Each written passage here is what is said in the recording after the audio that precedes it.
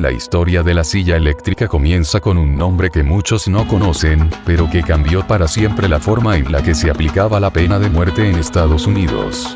Su nombre, Harold P. Brown, un ingeniero eléctrico que trabajó junto a Thomas Edison, pero también hay otro personaje que fue clave, Alfred P. Southwick, un dentista que hizo historia de una forma muy oscura.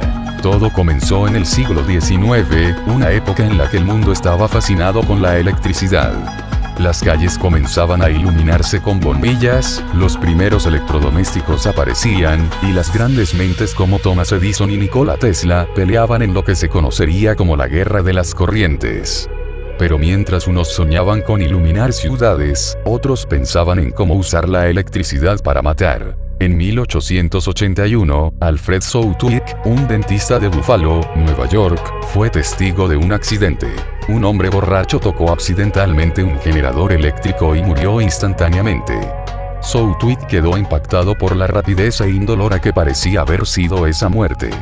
Así que pensó, ¿y si esta fuera una forma más humana de ejecutar a los condenados a muerte? En esa época, la horca era el método principal de ejecución. Pero no siempre funcionaba bien. A veces la cuerda se rompía, otras no se calculaba bien la caída, y la persona moría lentamente por asfixia. Era brutal e inhumano. Southwick, con su mente científica y su formación médica, comenzó a investigar. Propuso usar electricidad como un método de ejecución más humano y rápido. En 1888, después de varios años de pruebas con animales, se comenzó a desarrollar oficialmente la silla eléctrica. Fue una mezcla de ciencia, crueldad, política y guerra comercial. Aquí es donde entra Harold P. Brown, un ingeniero que trabajaba con Edison. Brown era un ferviente opositor de la corriente alterna, la tecnología que defendía Tesla y que promovía George Westinghouse. Brown, con el respaldo de Edison, vio en la silla eléctrica una oportunidad para demostrar que la corriente alterna era peligrosa. Y así, comenzaron a hacer pruebas públicas, electrocutando perros, gatos, vacas, incluso caballos, todo con corriente alterna. El objetivo era claro: desprestigiar la tecnología de Tesla y Westinghouse, y al mismo tiempo, desarrollar un nuevo método de ejecución.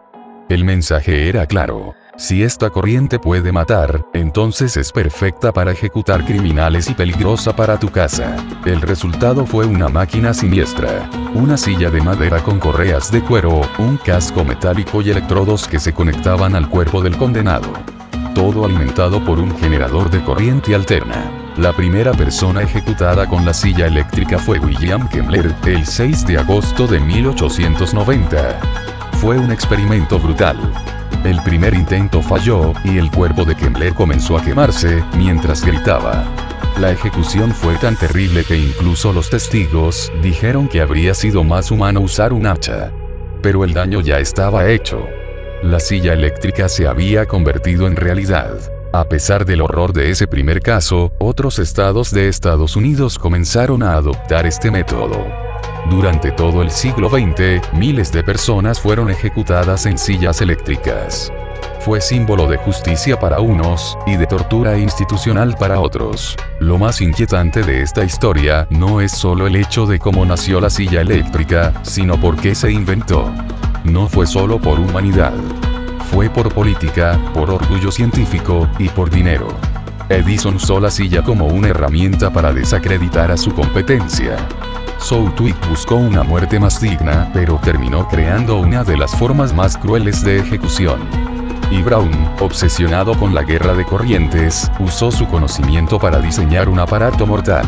Con el tiempo, la silla eléctrica ha sido reemplazada por métodos como la inyección letal, pero aún se usa en algunos estados de Estados Unidos, a petición del condenado o como opción secundaria. Hoy, mirar una silla eléctrica es mirar a una época donde la ciencia y la muerte caminaban de la mano. Una época donde la tecnología, el poder y la justicia se mezclaban en una silla de madera, esperando al siguiente cuerpo que sería amarrado a ella. Y ahora que sabes todo esto, ¿crees que fue un invento humanitario o una herramienta de tortura disfrazada de progreso?